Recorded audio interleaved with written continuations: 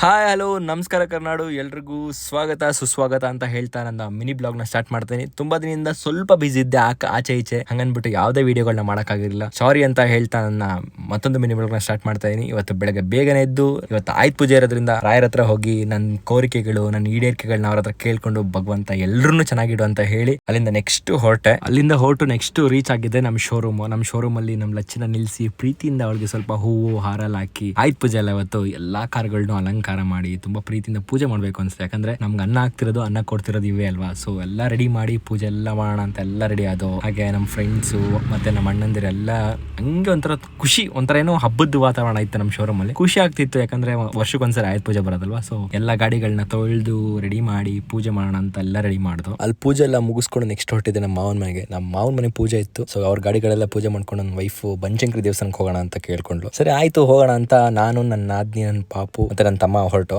So ಅವ್ರೇನು ನಮ್ಮಿಬ್ರು ಮದ್ವೆ ಆದ್ರೆ ನನ್ನ ನಾದ್ನಿ ಈ ದೇವಸ್ಥಾನಕ್ಕೆ ಬಂದು ನಿಂಬೆ ಹಣ್ಣಿಂದ ದೀಪ ಹಚ್ತೀನಿ ಅಂತ ಕೇಳ್ಕೊಂಡಿದ್ರಂತೆ. ಸೊ ನಾನು ನನ್ನ ವೈಫ್ ಎಲ್ಲ ಸೇರಿ ದೀಪ ಹಚ್ಕೊಂಡು ಕೇಳ್ಕೊಂಡು ತುಂಬಾನೇ ಚೆನ್ನಾಗಿತ್ತು. ಯಾಕಂದ್ರೆ ನವರಾತ್ರಿ ಅಲ್ವಾ. ಸೊ ಬನಶಂಕರಿ ಅಮ್ಮ ಅಂದ್ರೆ ತುಂಬಾನೇ ಚೆನ್ನಾಗಿತ್ತು. ಅಲ್ಲಿ ಭರತನಾಟ್ಯ ಅದು ಇದು ಪ್ರೋಗ್ರಾಮ್ಸ್ಗಳೆಲ್ಲ ನೋಡ್ಕೊಂಡು ತುಂಬಾ ಖುಷಿ ಆಯ್ತು. ಅಲ್ಲಿಂದ ನೆಕ್ಸ್ಟ್ ಎಲ್ಲೋಗೋಣ ಅಂತ ಯೋಚನೆ ಮಾಡಿ ಸರಿ ನನ್ನ ಹೆಂಡತಿ ಮಠಕ್ಕೆ ಕರ್ಕೊಂಡು ಹೋಗಿ ಅಂತ ಕೇಳಿದ್ಲು. ತುಂಬಾ ದಿನ ಆಗಿತ್ತು ಮಠಕ್ಕೆ ಹೋಗಿ. ಸರಿ ಮಠಕ್ಕೆ ಹೋಗೋಣ ಅಂತ ಮಠದ ಕಡೆ ಹೊರಟು. ಮಠಕ್ಕೆ ಹೋಗಿ ಪೂಜೆ ಎಲ್ಲ ಮುಗಿಸ್ಕೊಂಡು ಅಲ್ಲಿ ಸ್ವಲ್ಪ ಹೊತ್ತು ನನ್ನ ಮಗಳ ಜೊತೆ ಆಟ ಆಡ್ಕೊಂಡು ಇವತ್ತಿನ ಡೇನ ಕಂಪ್ಲೀಟ್ ಮಾಡಿದೆ. ಇವತ್ತು ತುಂಬಾ ಖುಷಿ ಆಯ್ತು. ಮತ್ತೆ ಸಿಗೋಣ. ಟಾಟಾ, ಬೈ ಬೈ, ಸಿ ಯು.